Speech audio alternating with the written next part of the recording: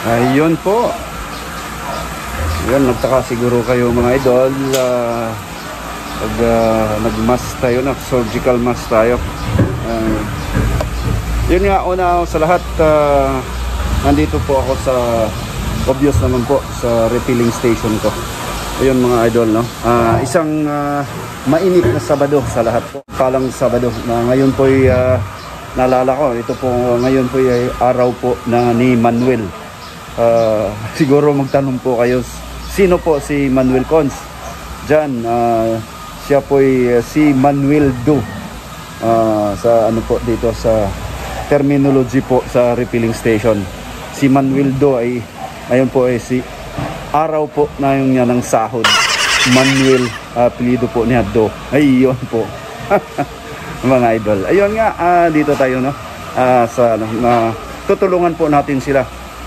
Sila Franklin. Ayun po mga idol, bali papasok po tayo sa ano. Tulungan po natin sila since wala po tayong ginagawa ngayon.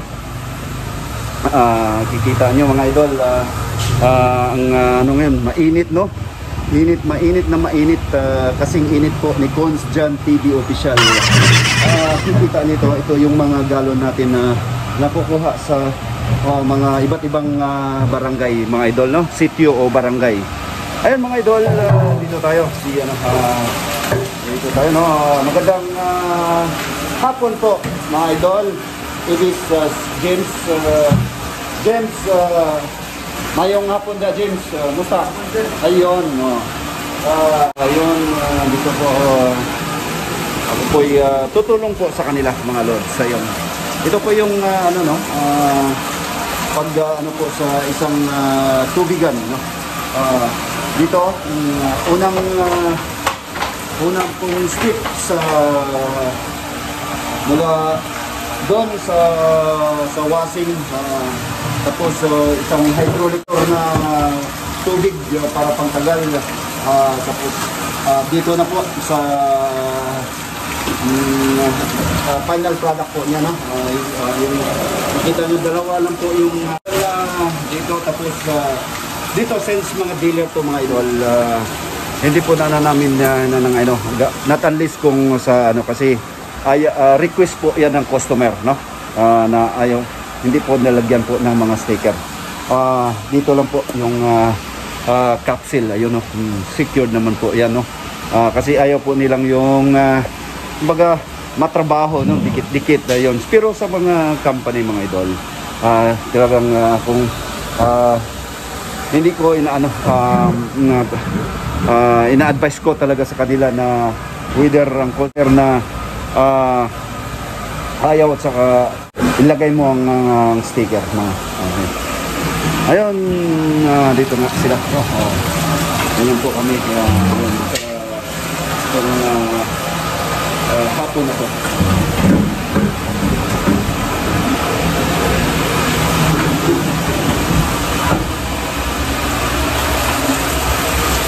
Ayun mga idol, kikita ng pressure po ng tubig no?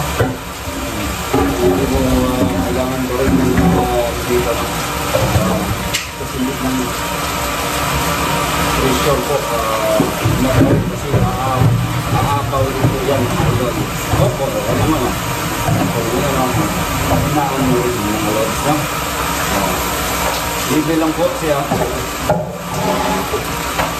Ayan.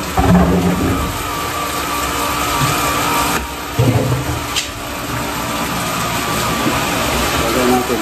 Kanino to? Franklin? Pizza ni? Ayun. Okay.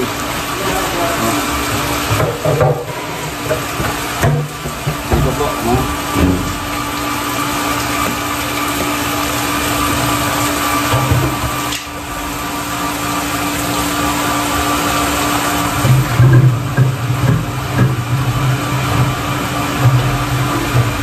Ayun, kita nyo idol, mula sa cruise ship, ganito na po yung buhay ko ngayon. Ako po ay refiller driver, refiller salesman, kung ano na ayan o.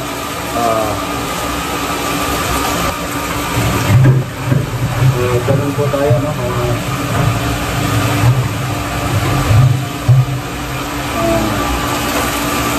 Yun nga, isang dating seaman, naging refiller boy, refill boy, or ayun, pero proud po ako dito mga idol kasi kontrolado po yung oras ako may-ari dito, no? Hindi kagaya doon sa barko na pwede kang sigaw-sigawan, pero dito hindi pwede mga idol. Inaano ko rin sa kanila po pag na hindi po ako nanigaw, no? Kaya patas lang po sa trabaho. Gusto ko yung trabaho na ano po, patas lang po kami. Yung pong ano, may mga ano na may mga gap sa trabaho, pero inaano ko dito na harmonious po yung pagsamahan po namin dito sa GNH Purified Drinking Water mga idol. Para po kami mga magkapatid po dito, no? Dito merong magbiruan po kami, tapos yun, kunting joke, magbiro po sa kanila, pero sa pagdating sa trabaho, yung ano, inaano ko sa kanila na trabaho, no? Kasi hindi na po ang in-emphasize ko sa kanila idol na yung ano ka ba, yung at-is ka sa trabaho, hindi ka pressure, no? Kasi pag parang ano yan po mga idol, parang bigas po yan sa kamay mo, no? Dito pag hinigpitan mo yung bigas, siyempre mawala po yan. Kagaya din po yan ng ano, ng mga tauhan mo kung ano. Kaya dito mga idol, pinainggan ko yung mga, lalo na mga overseas Filipino workers natin na gusto pong gano'n na po na papahinga at saka magsisipar na po dito sa kanilang pamilya, no? Kasi alam mo sa pagbilang isang mag-ibang bansa ka idol, unang-una sabi nga ni Idol Digong na wala, collapse talaga pag wala mapabayaan mo yung anak mo, no? Wala yung nanay, wala yung tatay. Ayun, sino pa ba? Yung tatay, nandito nga, nandun yung asawa sa ibang bansa. Iba yung mayroong ina na ano po mga idol, no? Iba na po yung nagbibigay ng guidance sa anak. Kasi una-una, ang asawa natin mga idol, yan po ang ilaw ng tahanan. Ayun, tayo po'y haligi. Haligi po. Ibig sabihin, kung ang tatay ay nasa ibang bansa, nanay dito, ay, marami po mga pangyayari dyan mga idol na may mga tendency na yung si Inday ay mag-ibang ano, no, bali gagapangin po ni kumpare. Ayun mga lods, maraming mga pangyayari na ganun ang sitwasyon mga idol, no? Kahit nga nandun nga si nandito nga ang dalawa both parents nandito sa Pilipinas, inaaswang pa nga sa iba. Lalo na kaya kung si kumpare na sa ano po sa ibang bansa. Ayun, yun nga ang i-share ko sa inyo mga idol, no? Konting ano lang po, konting test, ipon at saka ano po, wag maano sa mga mainganyo sa mga mamahaling mga gadgets. Yun nga, lalo na sa mga first timers na mag-ibang bansa, no? Mag-ibang bayan, ayun, na magtatrabaho po sa ibang bansa.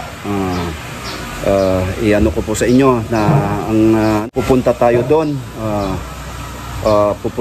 doon sa ibang bansa na hindi maggagastos. Pupunta tayo na magtrabaho, no? Maano tayo, maraming mga mga adjustments ang gagawin po natin. Unang-una yung kultura po ng isang ng bansa, no? Kailangan po nating i-adapt po yung isang kultura. Ayun mga idol.